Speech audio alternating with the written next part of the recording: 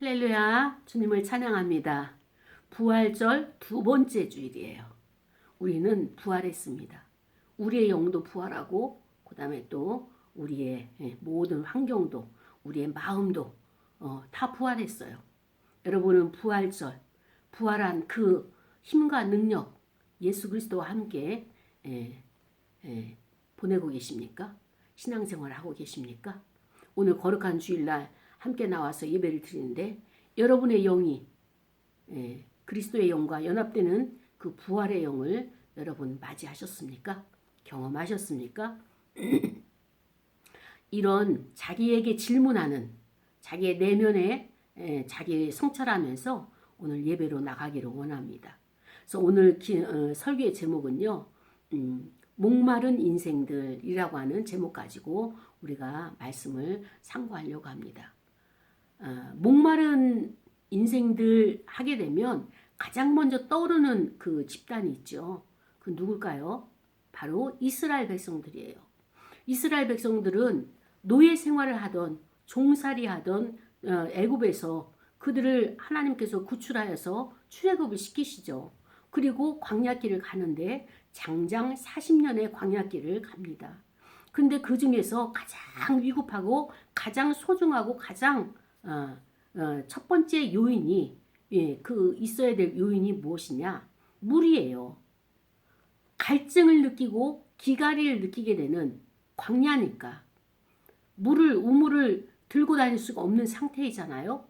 그러다 보니까 하나님 앞에 늘 나의 목마름을 채워주셔서 르비딤에 가서도 목이 말라서 모세에게 간구했고, 그 다음에 또 그 수르 광야에 가서도 그 목마른 문제를 가지고 하나님 앞에 나가서 기도를 해서 하나님의 그 목마름을 해결하는 그러한 그 말씀에 그 우리가 늘 묵상을 하고 있죠. 그렇습니다. 이스라엘 백성들이 이렇게 목마른 문제가 인생의 전반적에 거쳐서 가장 힘든 문제라면 예수님도 십자가상에서 목마르다 하시면서 이 목마름에 대해서 굉장히 갈증과 그 다음에 또 그 고통을 담당을 하신 분입니다. 그런데 저와 여러분도 이 목마름의 문제가 늘 인생을 살면서 해결되지 않는 문제 중에 하나예요. 그런데 가장 목마른 가운데서 이 문제를 받는 그 한 여인이 있는데 그 여인이 누구냐? 오늘 본문에 요한복음 4장 27절서부터 38절에 나오는 수로보니게 여인이에요. 이 상황은 어떤 상황이냐? 예수님이 이제 예루살렘에서 이제 갈릴리에서 이제 들어가는 가운데서 사마리아를 거쳐서 갈릴리를 가시는 거예요. 그런데 사마리아의 우물가에서 예수님이 정오가 되어서 쉬고 계시고 제자들은 동네에 가서 음식을 준비하러 동네로 내려간 그 상황이에요. 그런데 그 정오에 때학볕이 아주 따가운 그 정오에 어느 여인이 물동이를 들고 그 우물에 나타나게 되죠. 그때 예수님께서 그 여인에게 물을 달라 이렇게 요구를 합니다. 그러니까 이 여인이 깜짝 놀라서 아니 유대 남자들은 우리에게 사마리아 여인에게 말을 걸을 수 없는데 말을 걸지 않는데 어떻게 당신은 유대이면서 나에게 말을 걸을 수가 있습니까? 라고 하면서 서로가 이렇게 말문이 트면서 대화를 주고받고 하게 됩니다. 예수님께서 그렇게 대답하는 그 사마리아 여인, 그 수르보니게 여인을 보면서 예수님이 이렇게 말씀을 하십니다. 너가 나에게 지금 말하고 있는데 너의 말을 들어주고 있는 내가 어떤 자인지를 알게 됐다면 너는 그렇게 말하지 않을 것이다. 너는 나에게 물을 줄 때 한 번 마시고 또 해갈이 되지만 그러나 내가 주는 물은 영원토록 갈증을 느끼지 않는 그런 영생하는 물을 내가 줄 수 있다. 이 말씀을 하시죠. 그 여인이 깜짝 놀라서 예수님과 그 예배에 대해서도 함께 나누기도 하면서 그 여인의 문제를 예수님이 다 알고 계시는 거예요. 첫 번째 요구가 무엇이냐? 너의 남편을 데리고 와라. 이 여인은 깜짝 놀라는 거예요.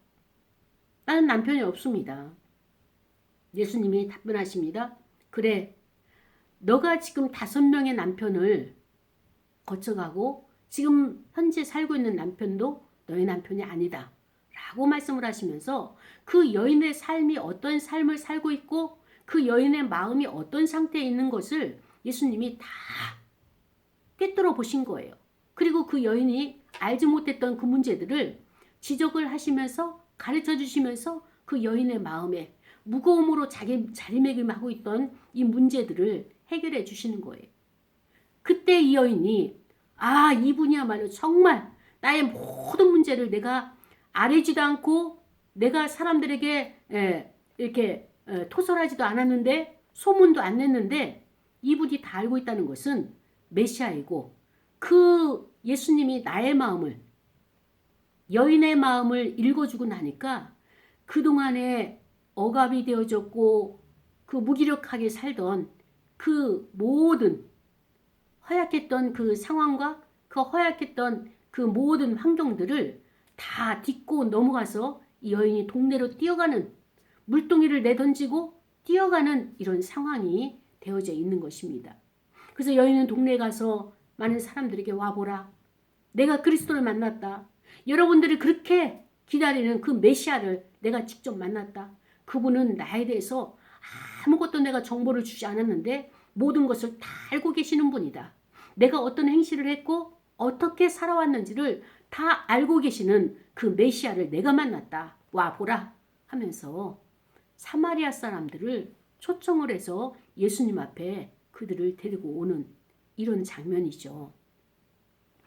그 찰나에 제자들이 음식을 준비해가지고 예수님 앞에 왔는데 예수님과 사마리아 여인이 계속 주고받고 대화를 하는 것을 목격을 하면서 제자들도 이것이 무슨 상황이지? 참 이상하다. 이렇게 여기면서도 어느 누구 하나 예수님 그 여인에게 무엇을 구하십니까? 어찌하여 이 여인 사마리아 여인하고 이렇게 대화를 하십니까? 이렇게 말하는 묻는 질문하는 제자들이 한 명도 없다. 이렇게 성경은 기록하고 있습니다. 이 여인은 예수님을 만나기 전에는 가장 소중한 것이 물동이었었어요. 오로지 그 여인이 가정에서 그렇게 있다가 밖에 나와서 사회에 나와서 소통할 수 있는 창구가 소통 통로가 바로 이 물동인데 예수님을 만나자마자 이 물동이를 버려두고 동네로 들어가는 그래서 그 나와 같이 인생에 목마르고 인생의 갈증을 느끼고 문제가 해결되지 않아서 고통당하는 그 동네 사람들을 다 알고 있잖아요. 이 여인은 우울감에 빠져서 날마다 무기력하게 사람들을 만나지 않는 대인 기피증에 걸린 그런 여인이잖아요. 현대 용어로 말한다면. 그런데 이 여인이 내가 언제 그러냐는 듯이 자기의 그 소중하게 여겼던 물동이를 내려놓고 마을로 들어가서 가장 소중한 것이 무엇이냐. 나처럼 이렇게 고통당하는 그들에게 복음을 전해야 된다. 근데 내가 전하는 것보다도 그 메시아를 직접 연결시킨다면 그들도 나처럼 살아날 수가 있다. 라고 하는 이 소망을 가지고 얼마나 힘겨운 시간, 어둠 가운데서 그 억압되어지고 무기력하게 자기 자신과의 사투를 했던지 예수님을 만나면서 예수님에게서 그가 죄사함을 받고 예수님이 그를 용서해 주시고 자유케 해 주시고 해방시켜 주시니까 죄로부터 해방을 경험한 이 여인은 뛰어나갑니다. 그러면서 내가 만난 그리스도, 내가 만난 메시아, 그분을 만나봐라. 그렇다면 당신이 가지고 있는 문제, 지금 그 문제에 갇혀있고 억눌려 있는 이 무기력함과 인생의 그 목마름의 문제들이 다 해결된다라고 하면서 이렇게 와보라 담대하게 외치는 전도자로 변모하는 것을 보게 되는 것입니다. 이때 이제 제자들이 예수님께 주님, 이제 드실 것을 음식을 준비했으니까 잡수십시오. 이렇게 청하였습니다. 그때 주님께서 말씀하시기를 나는 너희가 알지 못하는 먹을 양식, 나의 양식이 있어서 내가 그것을 그 양식을 내가 먹었노라 이렇게 말씀을 하시는 거예요. 그래서 누가 예수님에게 잡수실 것을 갖다 드렸나?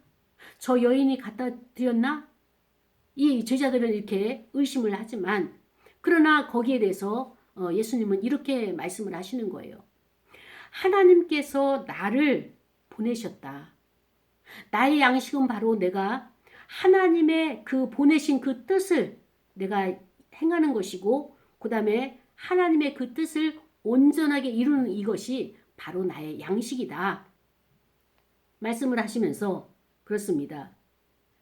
이제 넉 달이 지나야 추수를 할 때가 이제 오게 되는데 너희들이 그렇게 말하고 있지 않느냐. 그러나 나는 너희에게 말한다. 너희의 눈을 들어서 지금 바라보아라. 동서남북 사방을 바라보아라. 모든 것이 휘어져서 추수할 때가 지금 넘쳐가지고 휘어져 이렇게 있지 않느냐. 너희의 눈을 들어 이 밭을 보면서 휘어서 추수하게 된 이것을 너희들이 추수하기를 원한다.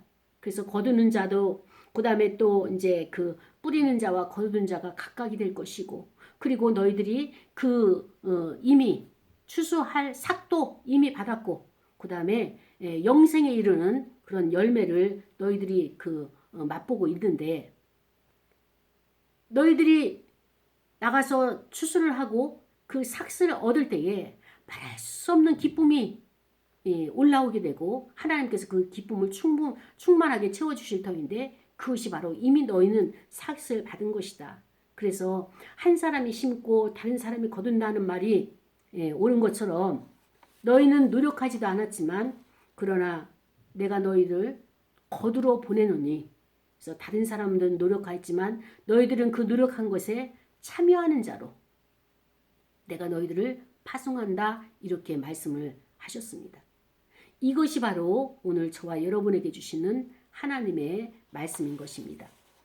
우리는 오늘 본문을 통해 가지고 예수 그리스도께서 어떨 때 가장 행복하고 어떨 때 가장 기쁜가 이것을 보게 되는 장면인 것이죠. 예수님은 다른 것이 없어요. 하나님께서 인간을 구원하기로 작정을 하셨어요.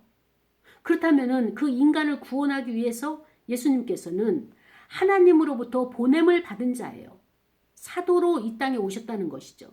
보냄을 받은 자로 파송이 됐기 때문에 내가 해야 될 일은 하나님께서 원하시는 그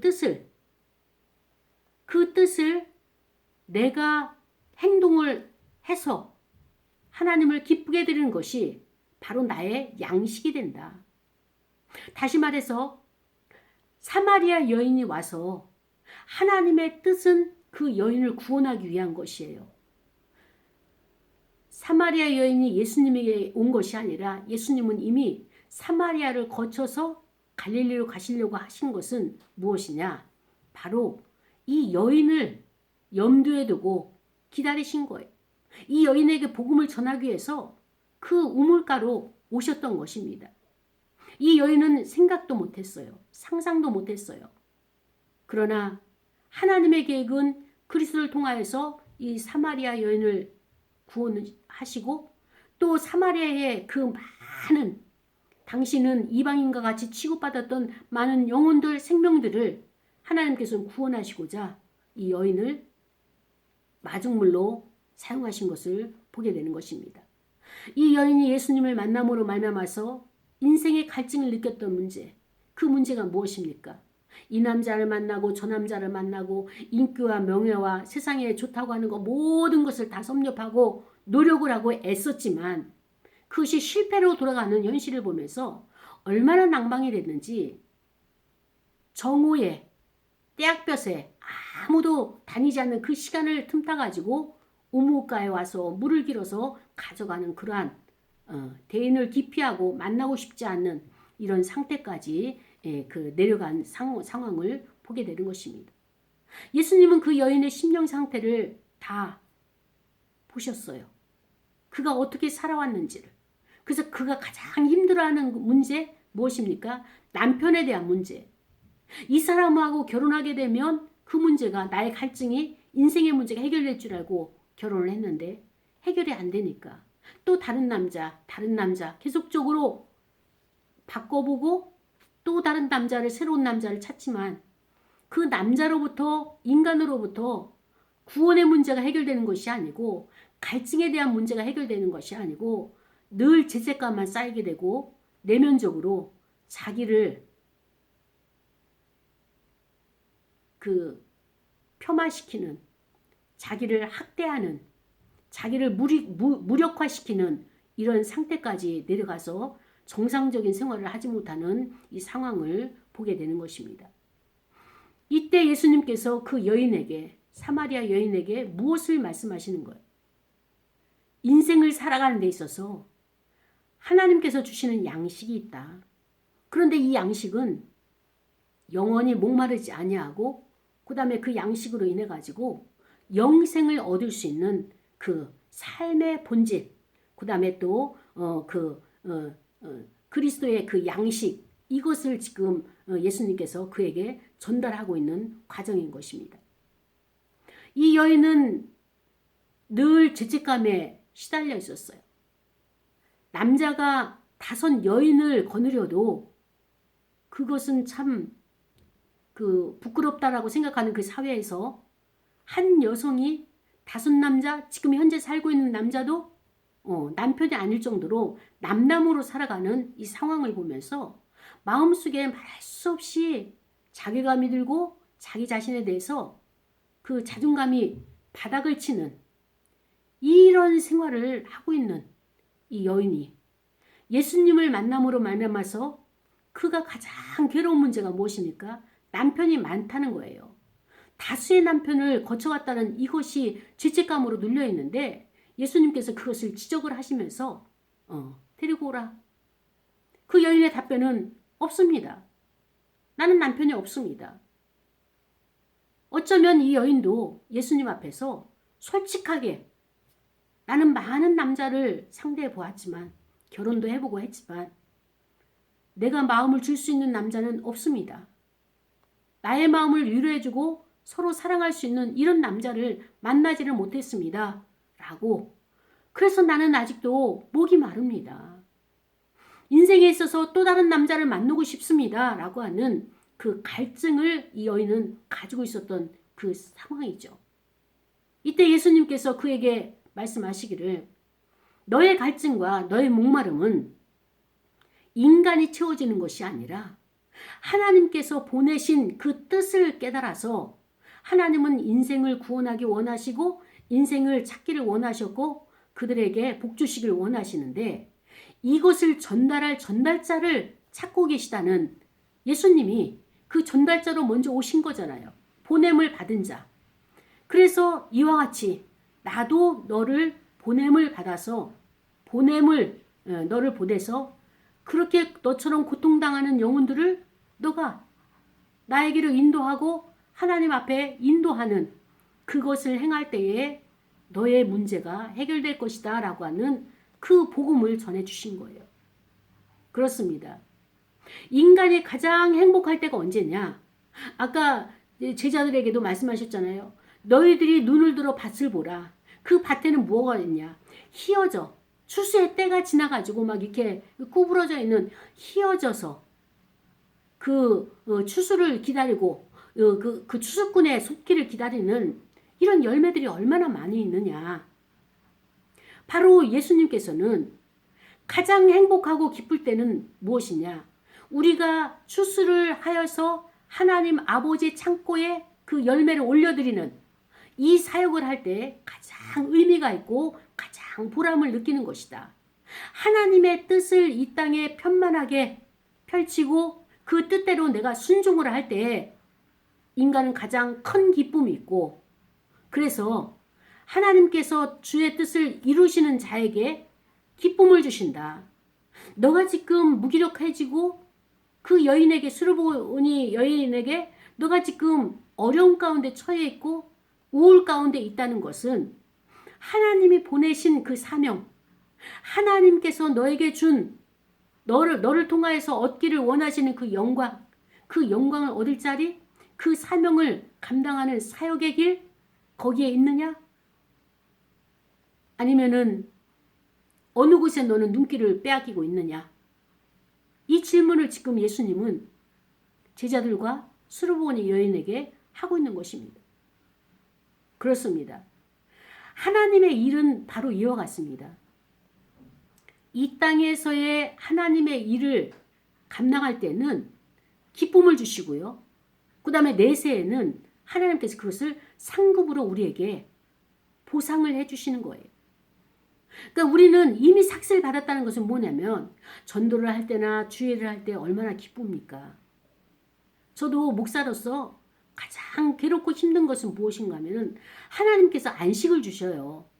안식 기간을 주는데 차라리 그 안식 기간을 허락하지 아니하시고 계속 사역을 그냥 맡기셨으면 좋겠어요.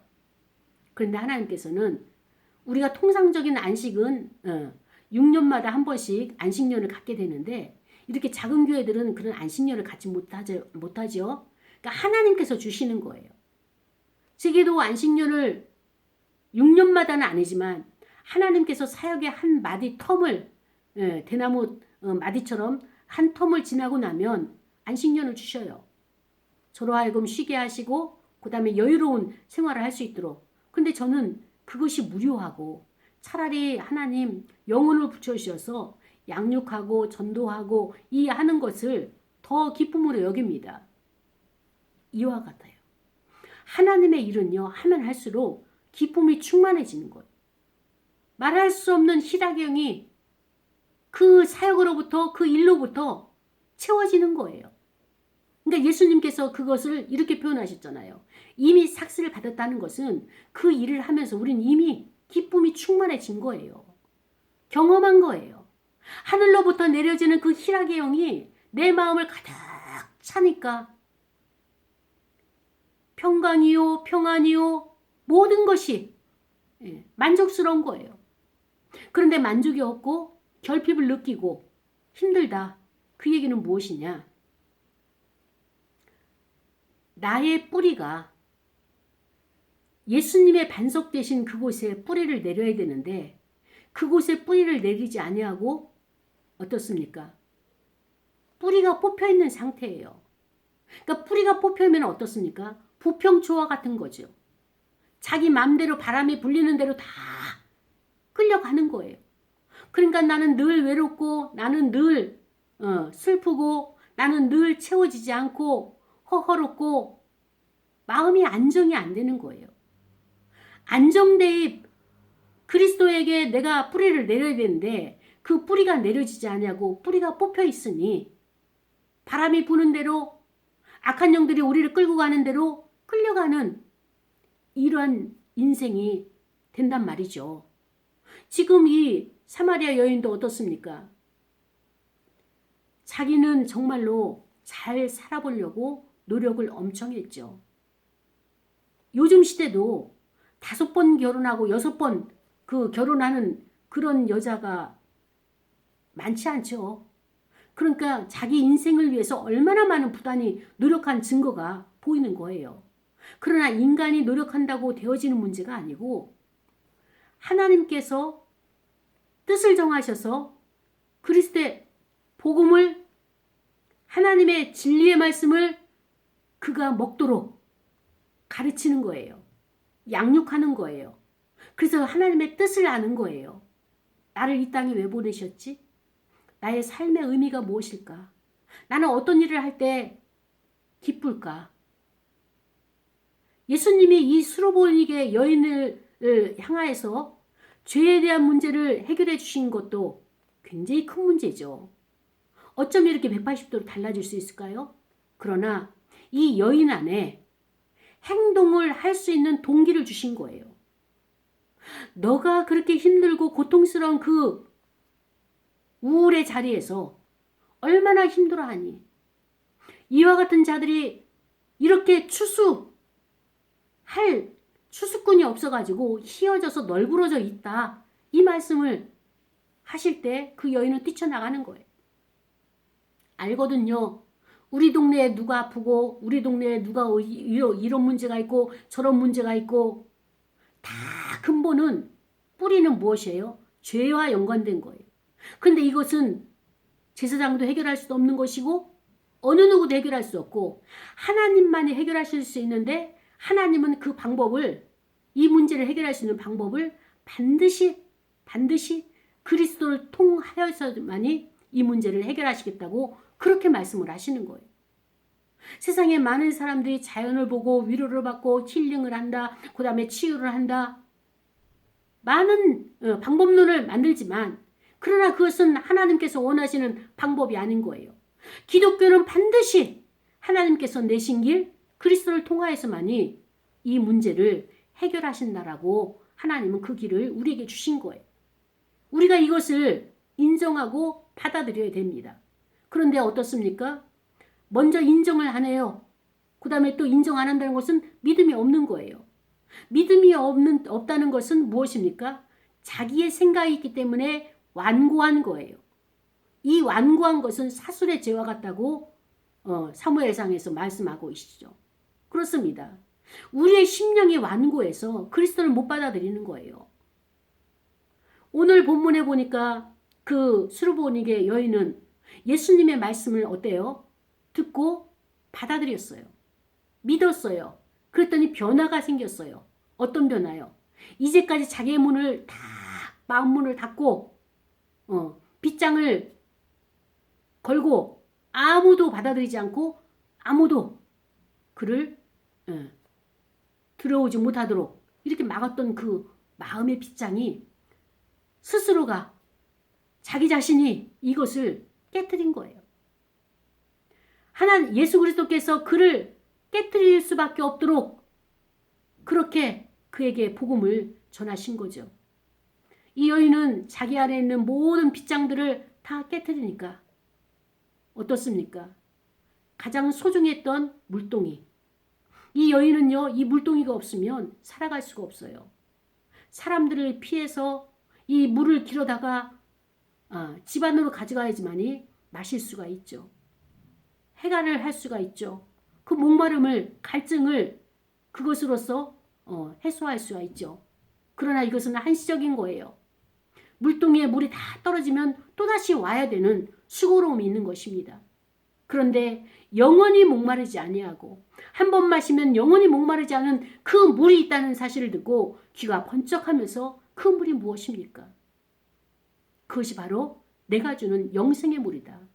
그 영생은 무엇이냐?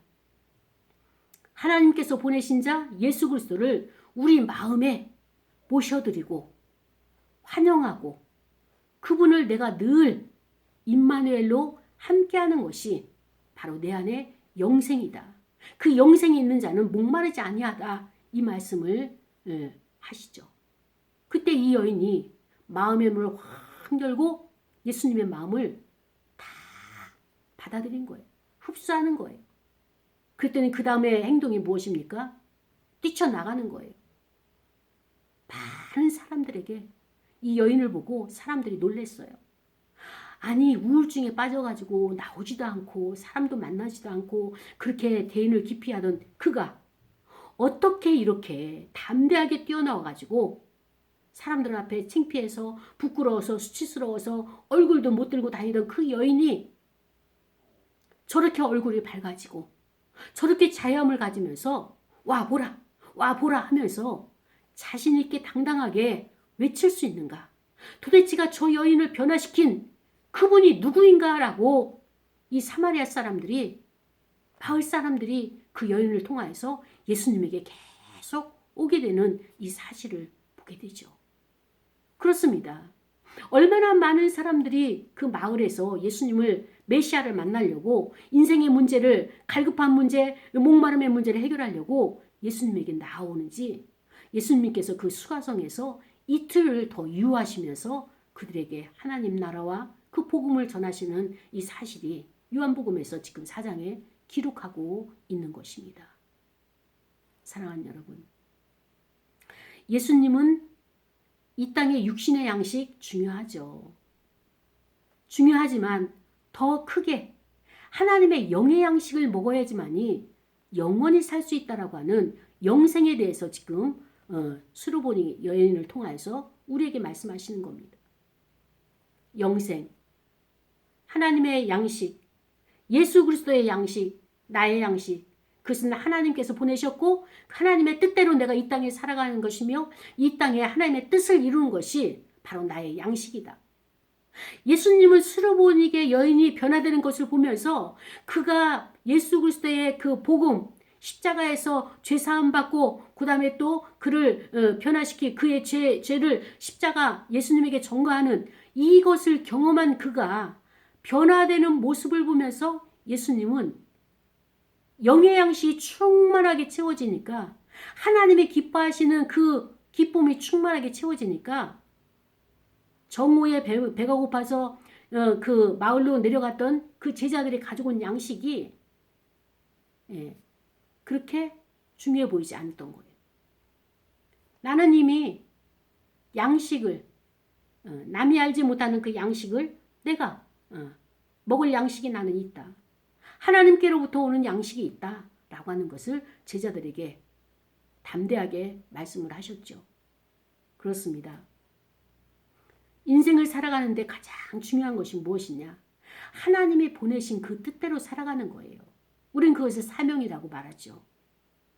예수님은 그것을 행함으로 말미암아서 부활을 경험하신 거예요. 우리는 어떻습니까?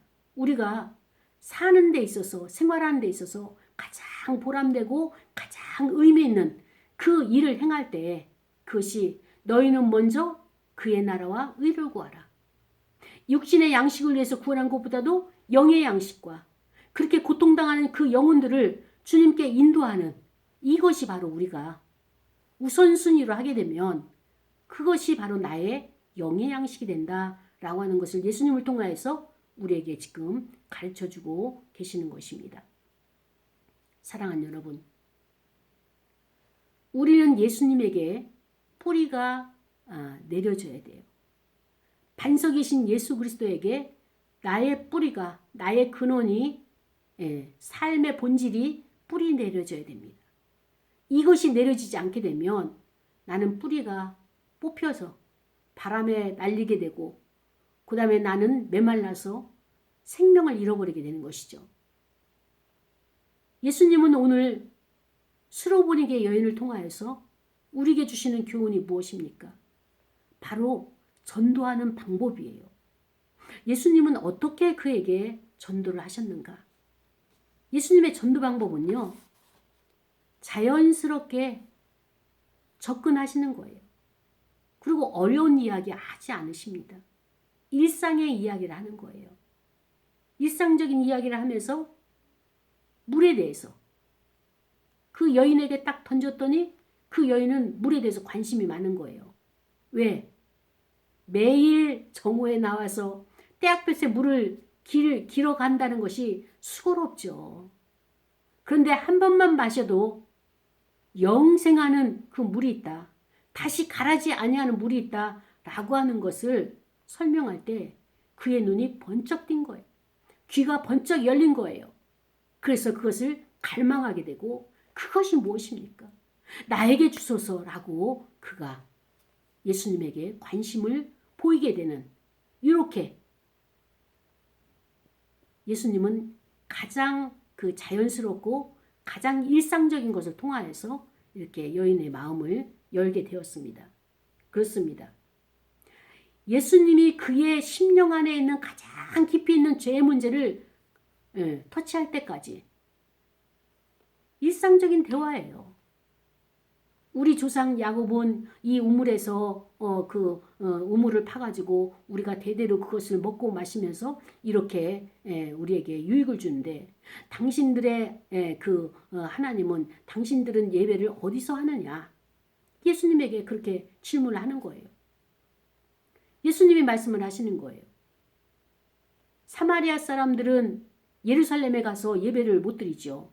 제사를 못 드리죠. 왜냐?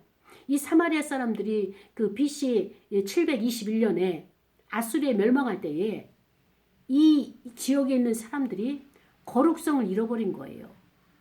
남녀 혼음을 하고 성적으로 문란하고 여러 가지로 하나님 앞에 바로 서지 못하니까 그때 이제 이 모든 것들을 예수님께서 이제 아시고 이러한 상황을 아시고 이 수르보니게 여인을 통하여서 이 지역의 척박한 땅에 아무도 와서 복음을 전해주는 자가 없지만 이방인과 같이 그들을 취급하지만 조상들이 그랬다 하더라도 이 땅에 살고 있는 영혼들이 하나님께서 보시기에는 구원을 해야 되겠기에 예수님의 마음에 그 마음을 부어주셔서 예수님은 사마리아를 거쳐가지고 갈릴리로 가시는 이러한 코스를 정하신 거죠.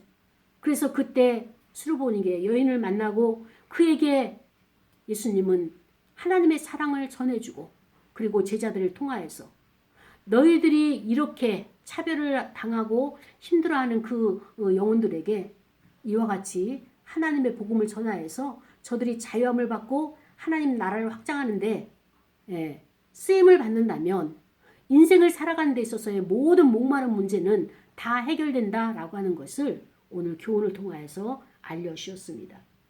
그러면서 마땅히 경배를 받아야 될 분은 여호와 하나님 한 분밖에 없다라고 하는 것을 강조를 하고 그 예배의 중요성을 그 복음을 전하면서 거기에 또 말씀을 하시죠. 그리고 너도 이와 같이 복음을 확산하는데 쓰임받을 수 있는 그런 전도자가 되기를 예수님은 그에게 말씀을 해주셨습니다. 사랑하는 여러분, 우리가 부활 이후에 어떤 삶을 살아야 될까요? 예수님의 행적을 보게 되면요, 계속적으로 복음을 전하시는 거예요. 나의 못자국을 만져보아라. 나의 옆구리의 창자국을. 도마는 부활하신 예수님을 만나지 못했어요. 제자들이 다락방에 있을 때도 예수님이 찾아오셨고요. 엠마오로 내려가는 제자들에게도 예수님께서 가셔서 이렇게 가르치셨고요. 그러니까 제자들이 여기저기서 난 예수님 만났다. 마리아도 그 무덤에서 만났다. 이 얘기를 하는데 그럴 때마다 이 도마는 그 자리에 없었던 거예요.